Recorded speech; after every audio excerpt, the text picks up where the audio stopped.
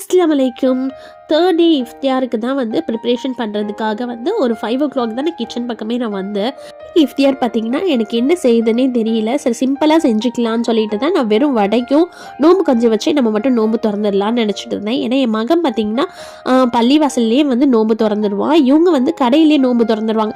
யாருமே வரமாட்டாங்க, எதுக்கு இவ்வளோத்தையும் போட்டு செய்யணும்னு சொல்லிட்டு நமக்கு மட்டும்தானேன்னு சொல்லிட்டு சிம்பிளாக வந்து அன்றைக்கி பிளான் பண்ணியிருந்தேன். சடனாக பார்த்திங்கன்னா இன்றைக்கி 2 பேருமே நான் அவங்க வீட்டில் தான் நோம்பு திறக்க போகிறேன்னு சொன்னாங்க.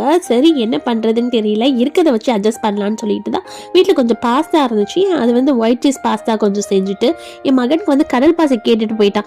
கடல் பாசி செய்யுங்கன்னு சொல்லிட்டான். அவனுக்காக வந்து கொஞ்சம் கடல் பாசியை வந்து அவசர அவசரமாக செஞ்சேன். வடமாவு வந்து நல்ல வீட்டில் இருந்தனால கொஞ்சம் வடையும் பஜ்ஜியும் வந்து அன்றைக்கி நான் சுட்டு வச்சுருந்தேன். அதுக்கப்புறம் பள்ளிவாசலேருந்து வாங்கிட்டு வந்து கஞ்சி வச்சு தான் வந்து அல்ஹம்துலில்லாஹ் அன்றைக்கி வந்து நாங்கள் நோம்பு திறந்தோம். கூடவே வந்து கொஞ்சம் ஃப்ரூட்ஸு ஜூஸ் எல்லாம் போட்டு வச்சுருந்தேன். ஏன்னா